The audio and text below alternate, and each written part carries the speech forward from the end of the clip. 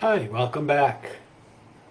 I had to go over my notes because it's been a long time. Remember where we left off. So I'll backtrack just a little bit to bring us up to speed. Where we left off, Paul has finally gotten back to Jerusalem, and which is he wanted. He knew that was his destination. Of course, he's not being welcomed in Jerusalem by the Jews that are there, and so he tries to explain how he came to what he believes, how he came to doing the work he was doing and ministry to the Gentiles. And so he talks about his conversion, the call on the road to Damascus. And we last left off, he had basically spoken of the conversion and was going to continue where that led. He had encountered the Lord, didn't know what to do with that. And so we pick up in Acts 22, chapter 12. A certain Ananias, a man who was devout by the standard of the law, and well spoken of all, by all the Jews who lived there, came to me, and standing near said to me, Brother Saul, receive your sight. And at that very time I looked up at him. And he said, The God of our fathers has appointed you to know his will and to see the righteous one, and to hear an utterance from his mouth. For you will be a witness for him to all people of what you have seen and heard. Now why do you delay? Get up and be baptized, and wash away your sins, calling on his name. Now, this is the second time we've heard Paul talk about his conversion. He'll mention it again when he talks to Agrippa later in the book. But he contours it to the audience that's listening. He has a hostile Jewish crowd in Jerusalem. So at no point does he talk about Jesus or the Christ. He just talks about him and the one who has been sent and relation to the Heavenly Father. So as to not stir them up. Of course, they would be stirred up. Sometimes there's no controlling crowds. And so, he starts with his conversion experience, the encounter on the road. He tells us that the timing was noon, which means that the brightness of Christ exceeded the brightness of the noonday desert sun. In verse 14, Paul indicates it was a privilege to have been appointed to know God's will, to see the Lord and to hear him speak. This statement gives us appreciation for the significance of what it meant to be in the Lord's presence, both then and now. Clearly, Paul was keen to tell his story of conversion because it was a story of God's mercy on a very sinful man. And a sinful man bent on killing Christians could be arrested by God in such a dramatic way. And yet, surely, if this happens, God can save anyone. Secondly, Paul's story validated his claims to have been entrusted with God's message of salvation. These were Paul's points as he delivered his testimony.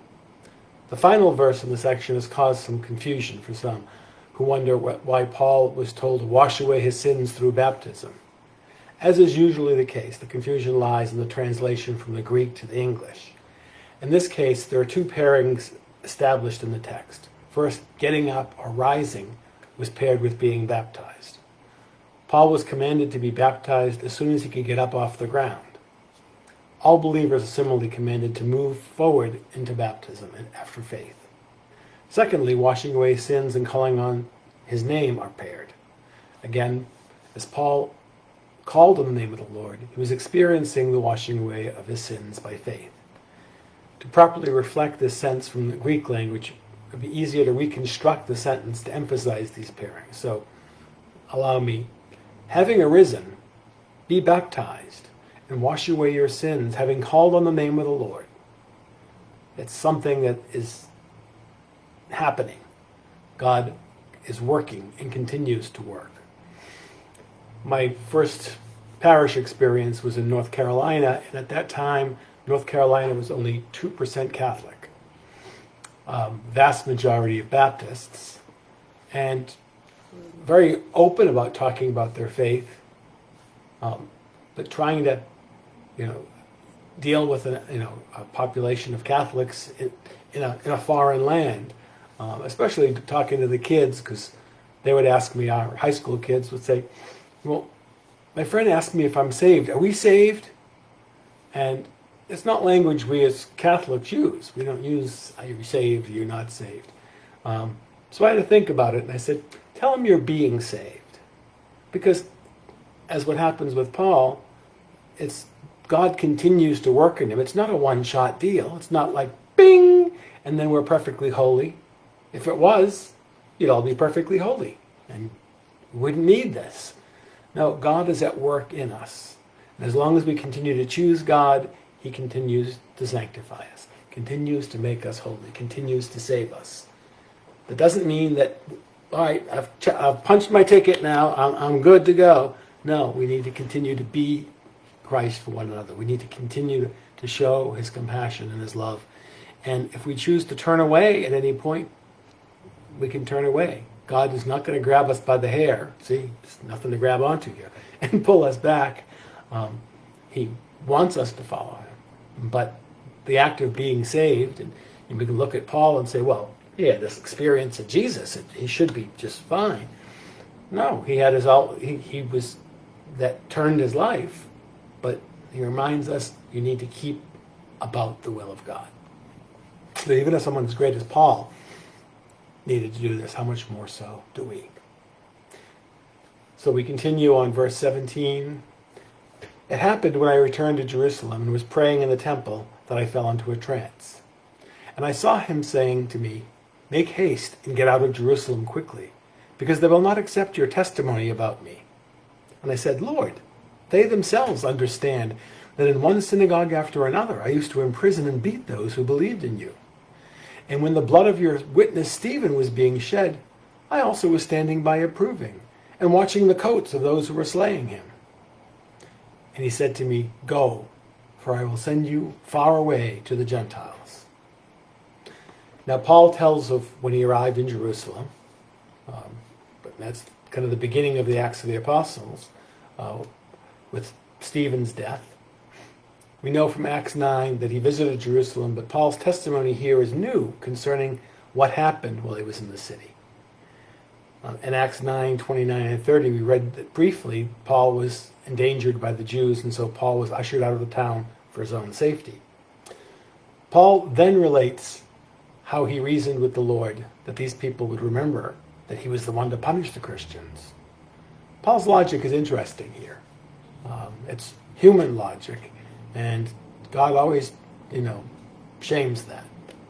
He's recounting how, in his own mind, he assumed that he could reason the Jews into belief. That, okay, I'm just going to, if we do this, then this leads to that leads to that, and pure reason would get it. Well, reason doesn't get it. A class I had to take in seminary, I don't know why, but everyone had to take it. It was like I can't even remember the title. It was the philosophical functions of theology, or theological functions of philosophy.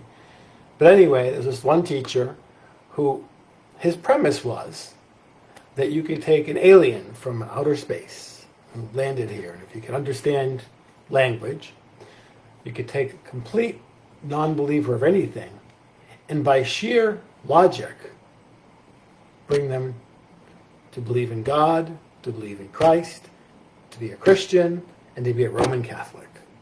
And that was the course, that was the whole purpose of the course. I learned to just go along to get along, because I would ask all these questions, and eventually we'd get frustrated and say, well, we can't talk about this anymore, and move ahead. But it didn't make sense then, it doesn't make sense now. Our own human logic is not going to do it. It's not by human reasoning that God, we didn't create God, and so it's by God's logic. So Paul trying to reason the Jews into belief, not going to work.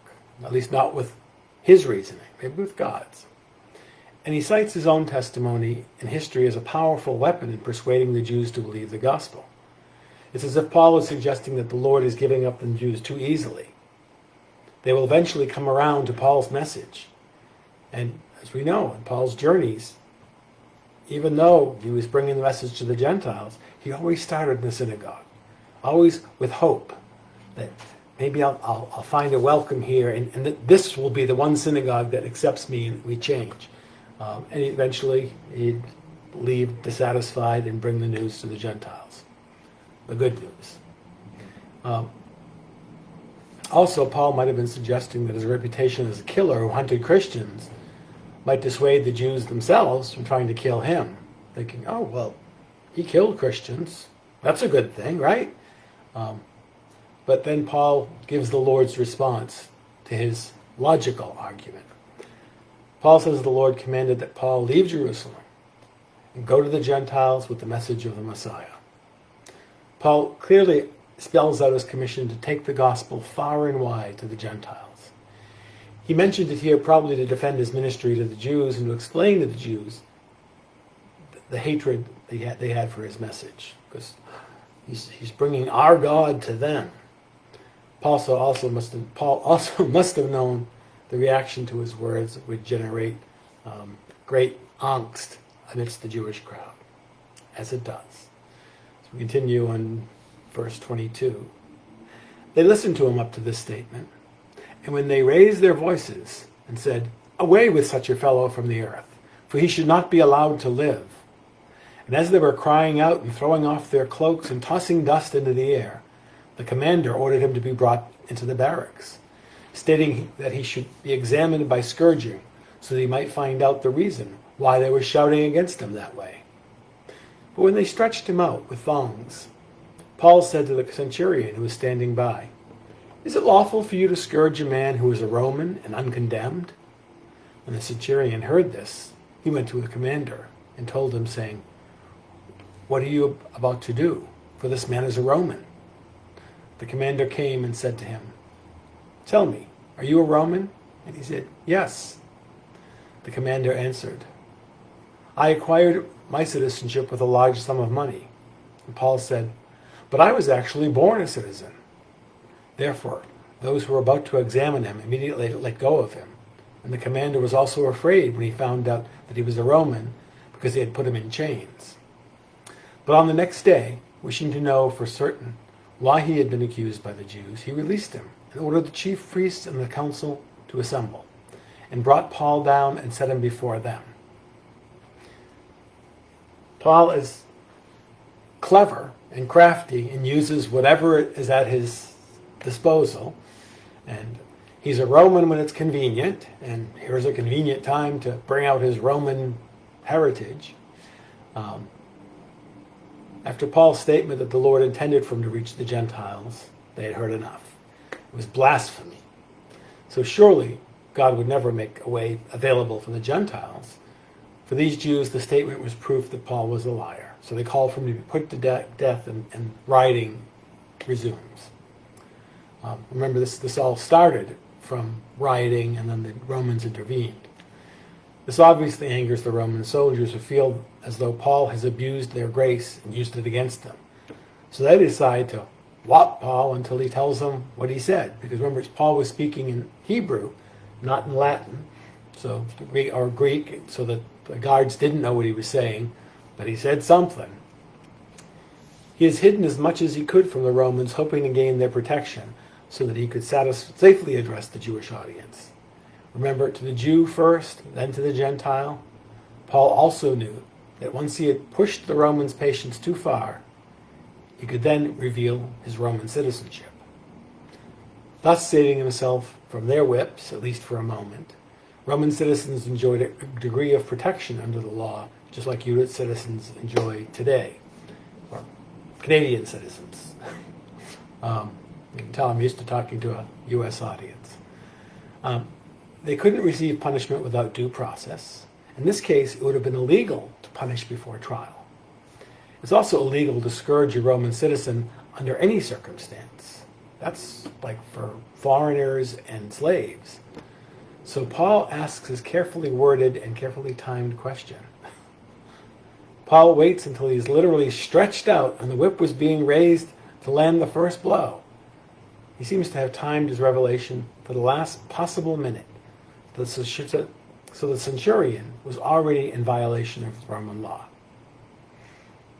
Violating Roman law, but Paul hadn't been beaten yet. So it's like, okay, I'll go this far. He's crossed the line. Bam. And so he asks, is it lawful to whip a Roman citizen? The question is rhetorical because the obvious answer was no, to the Romans anyway. And the point of Paul's question was simply to state that he's a Roman citizen. At this, the centurion stops and goes immediately to the captain, asking why they are whipping a Roman citizen. Now, be mindful, centurions are not known for their scholarly wisdom. They're big, tough, meaty, and they can beat people. That's good enough. So now he's confounded and goes to his boss. By imperial decree for services rendered to the empire, and by birth under certain criteria, and by purchasing, which was very expensive, you can become a Roman citizen. The captain himself says his citizenship was through the purchase method, implying that Paul couldn't possibly have managed the same. He's this ragged guy. But now, from a even more powerful, those are the ways of acquiring citizenship. But Paul says, no, I was born a Roman. It's like, that's kind of the cream of the crop. I didn't buy into this. I am Rome. And now it's like embarrassing that, oh my goodness, we have a real Roman here, and we have been violating the law. So, he says Paul's citizenship couldn't have come simply because he was born in Tarsus, as Tarsus was a free city and not a Roman colony. So he must have been born to parents who were themselves Roman citizens. Now the commander is in a pickle. He feels vulnerable to Paul since he put Paul in chains and threatened to whip him. Paul could still make life difficult for this captain if his mistake is reported. Still, he can't let go of Paul, and probably for reasons of pride, he's determined to know what Paul said in the temple. So he comes up with a different plan. He'll let the Jews try their own. So he assembles the Jewish council for hearing on the matter of Paul, in hopes that he'll learn what's going on. He won't understand it because it's ways of faith, and this is not a man of faith, but a man of law. The council would have consisted mostly of Sadducees with a Pharisee minority. And remember, Paul himself was a Pharisee. Well, the council begins to meet, and Paul gets off to a bad start with the high priest. As we start chapter 23. Paul, looking intently at the council, said, "Brethren, I have lived my life with a perfectly good conscience before God up to this day." The high priest, Ananias, commanded those standing beside him to strike him on the mouth. Then Paul said to him, "God is going to strike you, you whitewashed wall. Do you sit to try me according to the law, and in violation of the law ordered me to be struck?" But the bystanders said, "Do you revile God's high priest?" And Paul said, "I was not aware, brethren, that he was high priest, for it is written, 'You shall not speak evil of a ruler of your people.'" Paul's opening remark brings a swift and painful rebuke from the high priest. Ananias commands one of the Jewish attendants standing near Paul to strike him in the mouth. They obviously disagree with Paul's statement. But more than that, Ananias is a particular bad sort. Josephus, the historian, writes that this man was insolent, hot-tempered, profane, and greedy. And this is not from faith. This is just, I'm writing a treatise that I witnessed, and this is my description of this person. He stole the tithes that were supposed to go to the priest. He conspired to instigate outbreaks of violence. He maintained his grip on power as high priest because of his strong pro-Roman stance. So Rome was going to back him up. Eventually, he was hated by the people and killed by zealots in the year 66, after found hiding in an aqueduct. So after being struck, Paul responds in anger and indignation, calling the priest a whitewashed wall, similar to the term Jesus used for the Pharisees, saying they were whitewashed tombs. He was declaring that the high priest was clean only on the outside. And whitewash is the cheapest kind of clean. I remember when I was a kid, when someone mentioned it, my father said, I said, Dad, what's whitewash? He said, it's like white paint, but it doesn't last. It rubs off. You just get a watered down white paint, you slap it on, it looks okay now, but the rain will wash it away. It's just so cheap. Well, he wasn't talking my dad wasn't talking theologically, he was talking concretely with whitewash. And that's what Paul points out, that you are just a thin facade of holiness and righteousness. And that, in fact, striking him is in violation of the law. So the one striking the supposed lawbreaker was the one breaking the law. Paul cleverly points out that they violate the law when they strike him. And then he points out that Paul had insulted the high priest. Well, this man was not truly God's high priest, since the Lord was now our high priest. Nevertheless, Paul gives a defense, saying he was unaware that this man was the high priest, and he would show him respect. How would Paul have not known the high priest? Well, several reasons come to mind, including Paul's long-term absence from Rome, from the city, from Jerusalem, and the likelihood that the council was called quickly. The high priest was probably not dressed in his formal garb, and now we are entreated by one of Paul's most clever manipulations of his enemies. He cleverly pits the Sadducees against the Pharisees, who already don't see eye to eye anyway, but let's just poke that a little bit and get them to dissolve. So, in chapter 23, verse 6, and continuing, but perceiving that one group were Sadducees and the other Pharisees, Paul began crying out in the council, Brethren, I am a Pharisee, a son of Pharisees, and I am on trial for the hope and resurrection of the dead. And as he said this, there occurred a dissension between the Pharisees and the Sadducees, and the assembly was divided. For the Sadducees say there is no resurrection, nor an angel, nor a spirit, but the Pharisees acknowledge them all. And there occurred a great uproar. And some of the scribes of the Pharisaic party stood up and began to argue heatedly, saying, We find nothing wrong with this man. Suppose a spirit or an angel has spoken to him. Paul now claims his affiliation with the Pharisees and proclaims that he found himself in this position because he preaches the hope of resurrection. Them's fighting words, because the Sadducees firmly do not believe that this is it, this is life, and it's done. But the Pharisees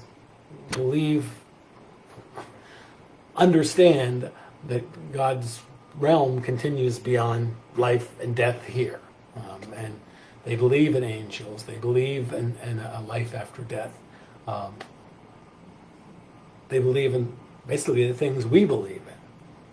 So, talking about resurrection, it's like, well, we believe in that. What's wrong with you beating a Pharisee? This is really clever on Paul's part, because it's a true statement, but it's designed to turn Pharisee against Sadducee. Let's get the high council to fight each other. And as Luke explains, the Sadducees would not accept the reality of resurrection. The Pharisees did believe in resurrection, so the two groups were often at odds over the difference. So Paul pours salt in the wound between the two groups, causing the Pharisees to side with Jesus and against the other members of the council. Of course, what Paul said was accurate. He does preach the hope of resurrection of the dead through Christ. But the Pharisees heard instead that the Sadducees had a hand in arresting Paul because they disagreed with his political view. This was the reaction Paul was counting on. When the Pharisees heard Paul reference resurrection, they ran to his side and declared Paul had done nothing wrong. Pharisees believe in the resurrection of the dead. The Sadducees don't. So Paul claims to be persecuted for that belief. I'm just trying to say what we believe. And he immediately gains the Pharisees as allies and drives a big wedge in the council, because they can't continue with Paul until they solve this problem. And they hadn't solved it for decades. It's not going to happen right now. The Pharisees even offer a defense on Paul's behalf that his unbelievable claims might have been delivered to him by an angel. Since the Sadducees didn't believe in angels either, the Pharisees were taking full advantage of the situation to embarrass them. This claim fans the flames and the crowd are up again. They are just about to get things out of control when the Romans step in again, because now Paul's done it. We continue on verse 10. As a great dissension was developing, the commander was afraid Paul would be torn to pieces by them, and ordered the troops to go down and take him away from them by force and bring him into the barracks. But on the night immediately following, the Lord stood by my side and said, "Take courage, for as you have solemnly witnessed to my cause at Jerusalem, so must you witness at Rome also." When it was day, the Jews formed a conspiracy and bound themselves under an oath, saying that they would neither eat nor drink until they had killed Paul. There were more than 40 who formed this plot. They came to the chief priests and the elders and said, "We have bound ourselves under a solemn oath to taste nothing until we have killed Paul. Now therefore, you and the council notify the commander to bring him down to you, as though you were going to determine his case by a more thorough investigation. And we, for our part, are ready to slay him before he comes near the palace." So here we have intrigue. The Romans rescue Paul from certain death and lead him away in prison for his own protection. They probably wonder, what are we going to do with him, since every time he's out there causes trouble. Paul spends the night in prison. The Lord comforts him and assures him that this is part of a plan to move him to Rome. The Lord's words reaffirm that Paul was right to head to Jerusalem, despite the warnings. And now, Jesus says, his next mission target will be Rome. Paul thought he would end in Jerusalem. That's why he really felt strongly to get there. Well, no, God works in his own ways. And so you need to get here because I've lined these things up, and that will trigger the next step. It's when we want to go our own way and say, well, why can't I just go straight to Rome? Well, that's not part of the plan. If you went straight to Rome, what needed to happen wouldn't happen. So it so often reminds us, I don't like the way things are going, but I'm going to go the way of the Lord. So God has arranged it for it that the Romans provide free guarded transport to Paul to reach Rome. That's pretty nice. You get a nice ride. And as we can see already, why it's necessary for Paul to be guarded this way, because they were determined to kill him. A group of about 40 Jews conspired to kill Paul on the next day. They bound by an oath, literal meaning of Greek is curse. They say they'll be subject to a curse if they don't perform this act they are planning.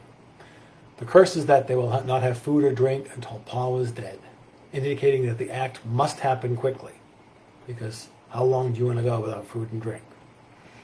Since we know the conspiracy failed, as do all the Jewish conspiracies against Paul, what happened to these men?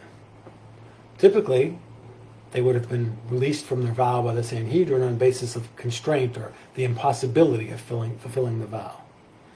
Like the rest of their dealings with the law and tradition, the Jewish leadership would bend and ignore the rules of vows when it suited them.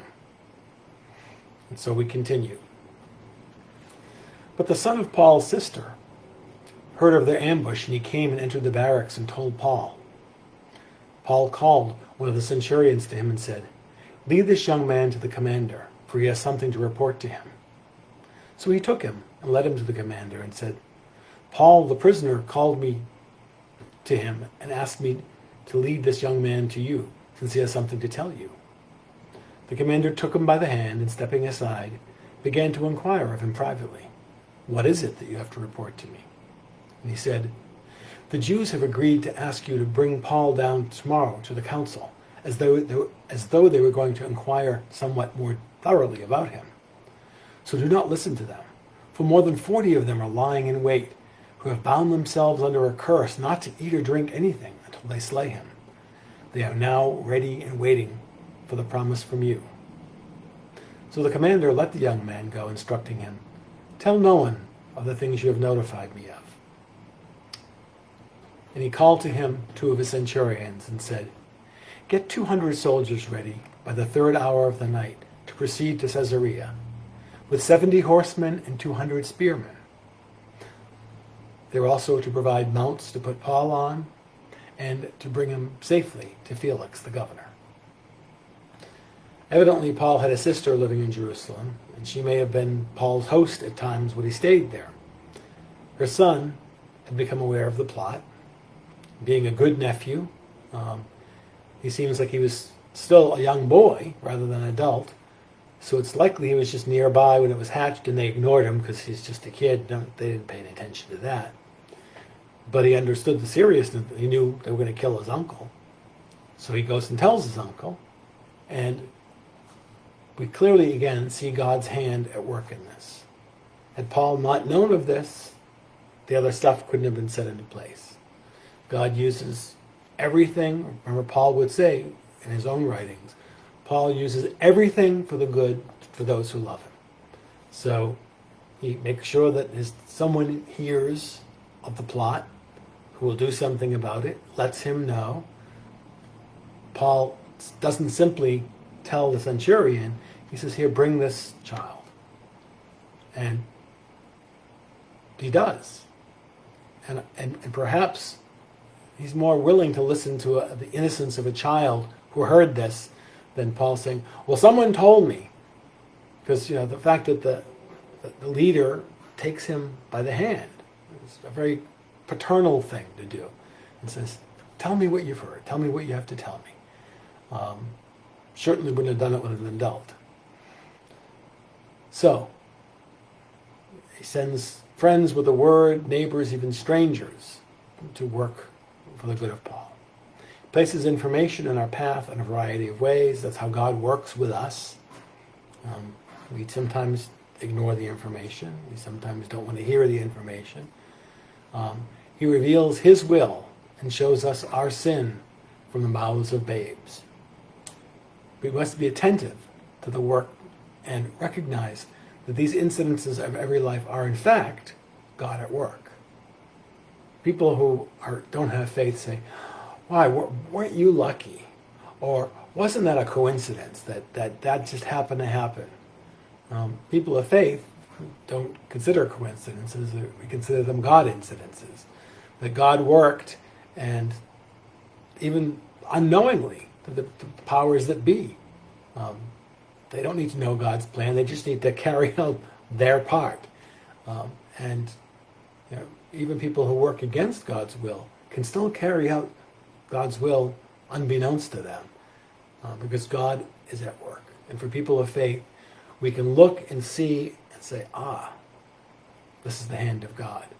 For most of us, that experience comes with hindsight. We don't see it at the moment, but when we look back, we say, oh, God was doing that. I won't bore you again with another story of this, but when I left one ministry for another and felt that I took charge because God wasn't doing it for me, 2 years later, it happens that it came out, oh, wait a second, I didn't do anything. God caused that to happen, and caused that to happen, and caused that to happen, and that allowed me to get to here. And it was embarrassing because, I really felt that I took charge of my life when in fact, no, I complained to God and God did everything. It wasn't me at all. And like I said, so often it's in hindsight that we see the hand of God at work. Would that we always be open to it. I think if we are people of faith and we really seek to be people of faith, we can see it a little more clearly. We don't have to wait for 2 years. It hopefully will come to us a little more quicker. In this case, the need to act was obvious. Paul was going to be killed tomorrow. It's not like down the road.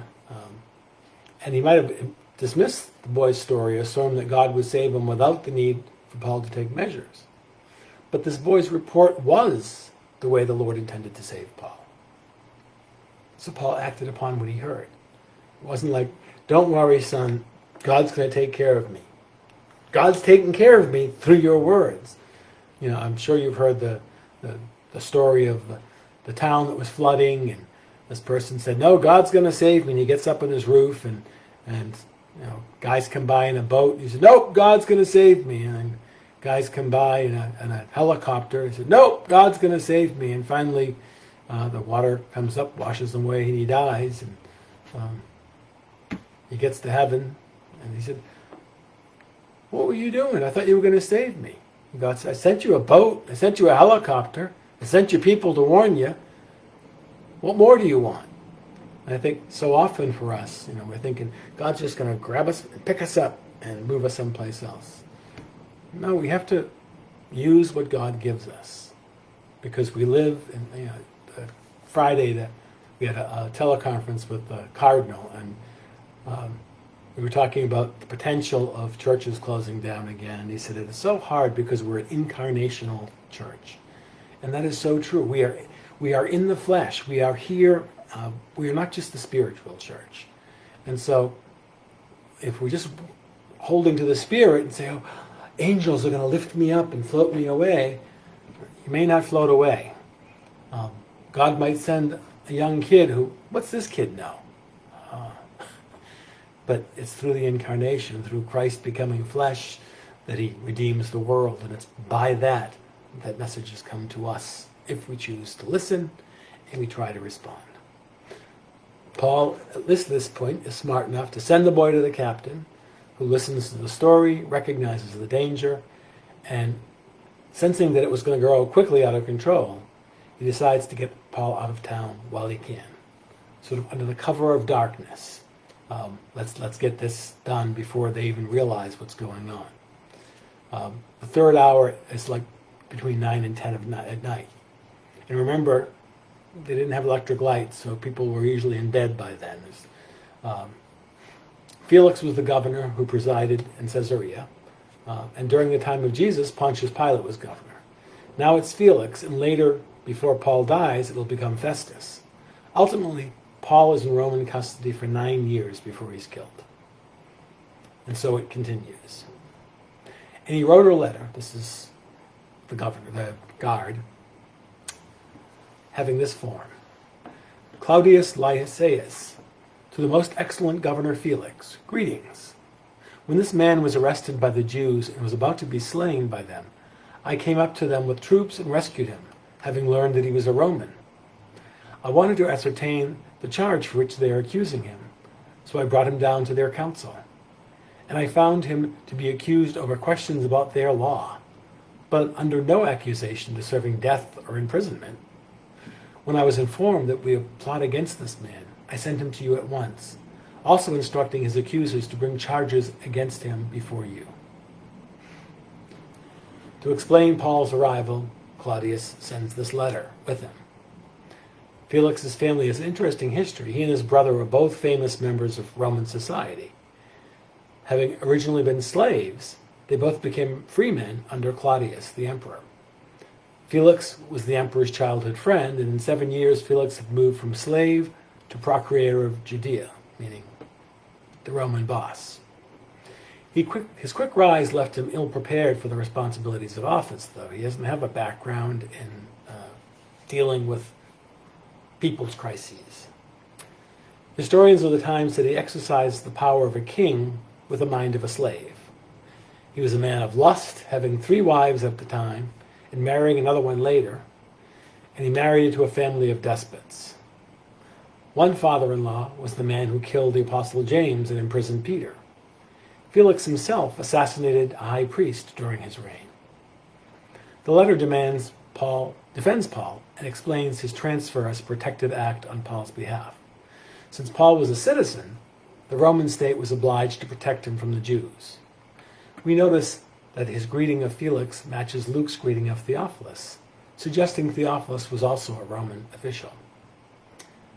The Roman captain also points out that he's done the best possible thing, saying that he came to Paul's rescue because he knew Paul was a citizen. This wasn't true, but it was close enough. Who's going to argue? The captain also says that Paul's accusers would travel to Caesarea to make their case against Paul. So Felix would have the responsibility of conducting a Roman trial. And we continue. So the soldiers, in accordance with their orders, took Paul and brought him by night to Antipatris. By the next day, leaving the equestrians to go on with him, they returned to the barracks. When these had come to Caesarea and delivered the letter to the governor, they also presented Paul to him. When he had read it, he asked from what province he was, and he learned that he was from Cilicia.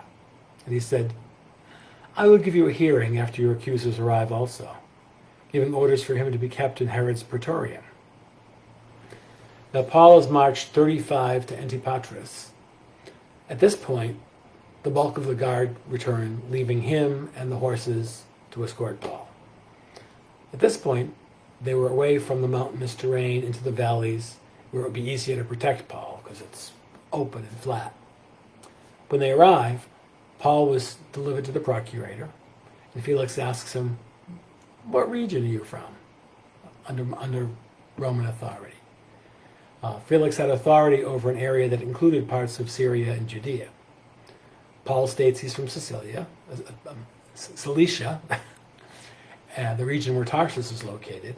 And this region does fall under Felix's jurisdiction, so he agrees to hear the case.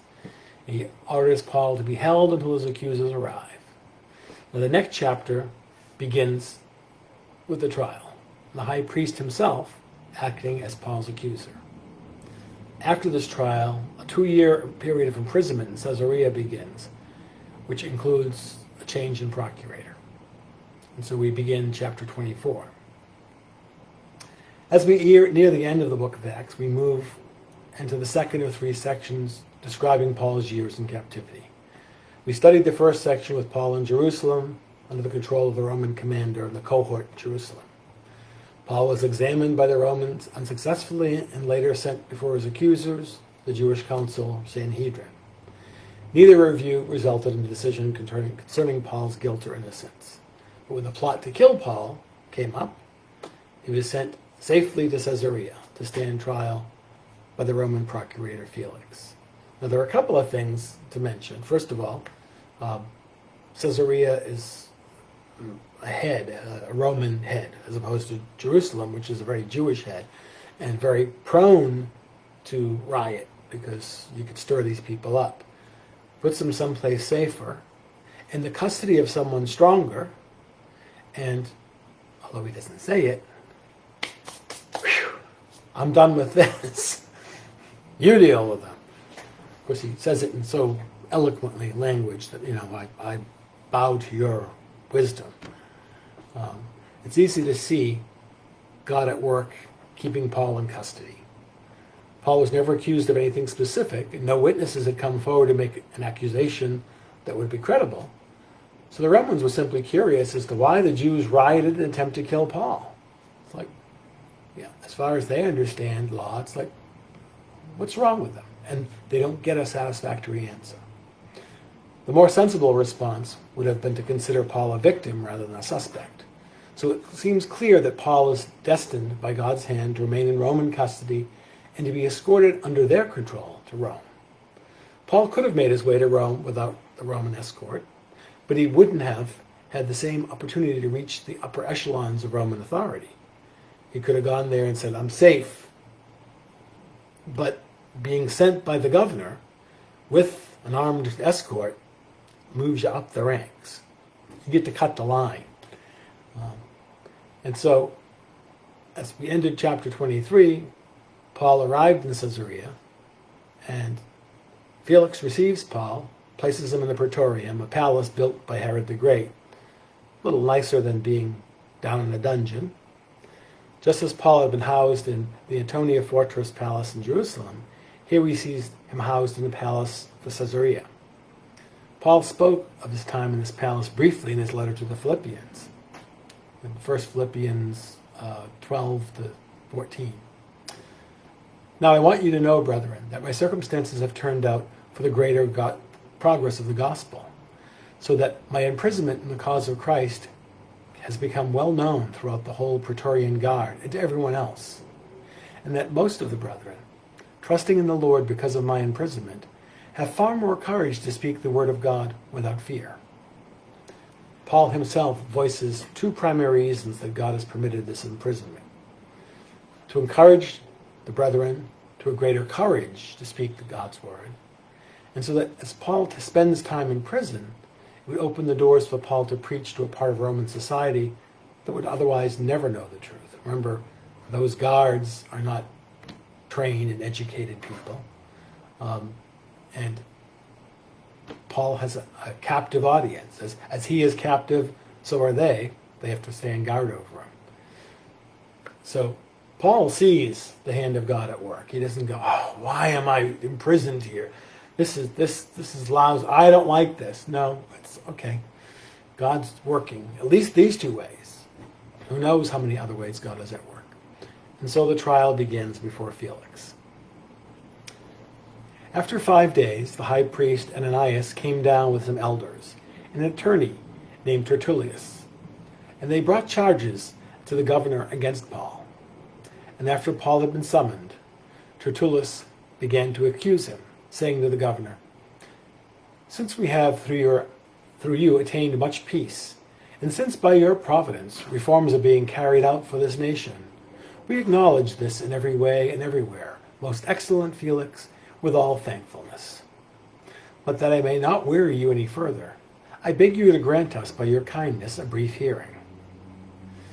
For we have found this man a real pest, and a fellow who stirs up dissension among all the Jews throughout the world, and a ringleader of the sect of the Nazarenes. He even tried to desecrate the temple, and then we arrested him. We wanted to judge him according to our own law, but Lysias, the commander, came along, and with much violence took him out of our hands, ordering his accusers to come before you. By examining it yourself concerning all these matters, you will be able to ascertain the things with which we accuse him." The Jews also joined in the attack, asserting that these things were also true. All right, so we have the religious Jews coming, kissing up. "Oh, you're so wonderful and marvelous." And it's like, okay, let's put the butter on really thick, and then slash out at the guy in charge back there. He violently took him from us. No, the only violence was he was trying to protect Paul. The violence was on your side. And so, remember, Paul was carried on horseback. It took 5 days for the leaders to make their way on foot. Ananias and some elders came with an attorney bearing a Greek name, probably means he was a Gentile, figuring he'd be better received than a Jewish attorney. These proceedings would have been conducted according to Roman law, and the Jewish leaders probably didn't understand Roman trial proceedings. So they hired a Gentile attorney to prosecute their case. As Paul appears before Felix, the prosecutor lays out his case. In typical fashion, he ingratiates himself to Felix. "Oh, how wonderful you are." Then he acknowledges how good Felix has been in his rule over Judea. And so we trust in your goodness here. It's intended to flatter Felix, and the statement is false, because you get back to Jerusalem and they'd say, that no good so-and-so. Because Judea had experienced revolts and uprisings due to the Jewish unwillingness to be ruled by Rome, there are also reports of Felix permitting bands of thieves to prey on road travelers and to demand a share of their proceeds. On the other hand, there was a general truth to the attorney's description of life under Felix. This time was part of the Pax Romana, peace of Rome, a period of over 200 years of relative peace and prosperity throughout the empire. Judea was probably the least peaceful, though, second only to Britannia. After a long-winded introduction, the attorney moves to the specific accusations of Paul. First, Paul's a pest. I don't know Roman law that well, but I'm not sure being a pest is against the law. If it was against the law here, a lot of people would be in prison. The Greek word for pest means the plague or pestilence. It's like calling Paul a pest in that day would be somewhat more or less metaphorically or more literally than it is today. We say someone is a pest because they bother us. The attorney meant Paul is a plague, a blight on the city, a blight on the nation. He also calls Paul a plague because he's discussing dissension among all the Jews throughout the world. Well, this guy's really powerful. This little guy you get here, this little odd man, he can create dissension throughout the entire world. Who knew? Dissension is the Greek word for stasis, which means insurrection. So his accusation is carefully worded to catch the procurator's attention. He's going to cause insurrection, and Paul is now accused of inciting insurrection among the Jews. This charge would have been particularly damaging if it was true, because the Jews were so easily stirred to rebellion against Rome. It didn't take much. And so the Romans were particularly reactive to such accusations. Beside the fact that the accusation was a lie, nevertheless, it is quite a testimony to Paul's effectiveness as a minister of the gospel. Paul has a reputation of reaching all the Jews and confronting them with the gospel. Notice also that the lawyer identifies Paul as a ringleader of a sect called the Nazarenes. The word sect suggests the Jews viewed Christians as a subgroup within Judaism. As such, they were hated for their unwillingness to be held accountable to the Jewish authorities. Finally, the prosecutor charges Paul with desecrating the temple, though he never specifies how Paul did so. This charge is important because it's explained the actions of the Jews in the temple, since Jews were permitted to kill anyone who desecrated the temple.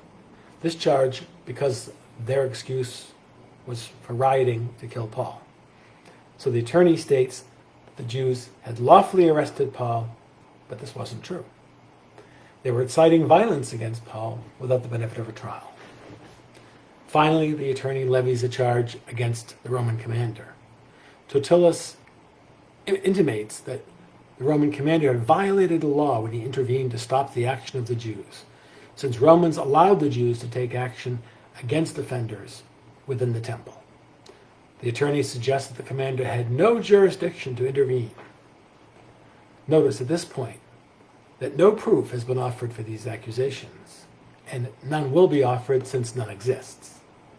Instead, the attorney assures Felix that the proof will be found in the examination of Paul himself.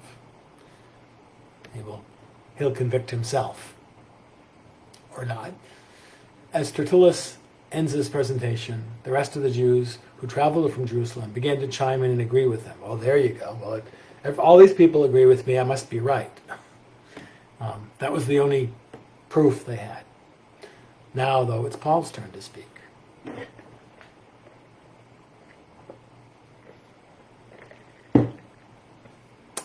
There. Acts 24, verse 10 and following. When the governor had nodded for him to speak, Paul responded, "Knowing that for many years you have been a judge to this nation, I cheerfully make my defense. Since you can take note of the fact that no more than 12 days ago I went up to Jerusalem to worship. Neither in the temple, nor in the synagogues, nor in the city itself did they find me carrying on a discussion with anyone or causing a riot. Nor can they prove to you the charges of which they now accuse me. But this I admit to you, that according to the way, which they called a sect, I do serve the God of our fathers, believing everything that is in accordance with the law and is written in the prophets, having a hope in God, which these men cherish themselves, that there certainly shall be a resurrection of both the righteous and the wicked. In this view, I also do my best to maintain a blameless conscience before God and before men. Now, after several years, I came to bring alms to my nation and to present offerings, in which they found me occupied in the temple, having been purified, without any crowd or uproar. But there were some Jews from Asia, who ought to have been present before you to make this accusation, if they should have anything against me. Or else let these men themselves tell me what misdeed they found when I stood before the council. Other than for this one statement, which I shouted out while standing among them, For the resurrection of the dead, I am on trial before you today. Paul begins by declaring that he's happy to present his defense before someone who has been judging Israel for many years and understands their law. Paul begins by pointing out that he'd only been in the city for 12 days, hardly enough to lead an effective revolt. He points out there's no proof for all the charges against him. His true purpose for arriving in the city was to worship. He acknowledges one statement of the attorney that Paul was a member of the Way, or Christianity. Paul could admit simply that it was not yet a crime in Rome to be a Nazarene or a Christian, but rather being a sect or a break-off from Judaism. Paul testifies that Christianity was the fulfillment of all what Jews cherished and worshipped. Finally, Paul gets to the root of the real issue. He preached concerning the resurrection of Christ from the dead. Paul is saying here that simply they didn't like to hear him preach concerning the truth of the gospel. And Paul adds to the reality of the resurrection was his main motivation to keep a clear conscience. I have to say it, it's truth, and I need to speak the truth. Knowing that judgment was coming and wishing to have good outcome at that judgment, Paul was always careful to obey God and the law. Paul says the incident in the temple was merely a result of the hatred of the message, nothing he had done. So when Paul came to worship, he brought no crowd, meaning no Gentiles as he was accused, in desecrating the temple with these heathens. Rather, it was Jews from Asia who started the riot. Yet they're not present to make their accusations. Under Roman law, there are severe penalties for accusers who made charges and failed to appear at court. So without the real accusers present, Paul challenges Ananias and the elders to provide proof from their own inquisition in Jerusalem. Paul reminds them that he only spoke one phrase and nothing more was decided. Felix chooses not to make a decision concerning Paul. We have seen throughout Paul's ministry how he works Christ and the resurrection in wherever he can. Remember, he encounters the statue of the unknown God and says, I know him, and brings Christ in there. Here, he's in a Roman court in a major Roman city and gets a chance to toss out, I believe in the resurrection. That's got to tweak some people's ears. Oh, I wonder what that's about. And hopefully open the ears and their hearts of some of the listeners who would, again, not have heard. They weren't Jewish, they were Gentile, they were pagans, they were Romans. But again, he uses everything in his command to lash out there and bring the good news. Doesn't let it slip or slide. I think I'm going to stop there because the next section is what Felix does. We know what Felix doesn't do at this point. He doesn't make a decision. He kicks the can down the road just as the head of the centurions kicked it to Caesarea. He'll just kind of like, just let's put that off. Let someone else deal with it. Because if nothing else, Paul's a good lawyer. They say you're a fool to represent yourself. Well, Paul wasn't representing himself. He was speaking the word of God with the Spirit giving him the words to speak. Jesus reminds us of that. Don't worry, don't fear. I'll give you the words to speak. Fear just chases away the Spirit. It's like there's no room for the Spirit to come in because we have built this wall of fear. Paul has dropped that. He's been through a lot already. And he realizes, I will say what God gives me to say. And I'll put it in God's hands. I mean, his hope would be, the whole world is converted by this. Well, we know that's not the case. But again, it's in God's hands back to us. I will see you next week. I don't know if you noticed, it's gotten another month longer. I was going to save this until COVID-19 was over, but you guys did not fix it while I was away, so I don't know. By Christmas, I may part it in the middle and comb it up over the top and just kind of have a comb up. Because I'm looking more and more like Santa. See you next week. Have a good one. Stay safe. God bless.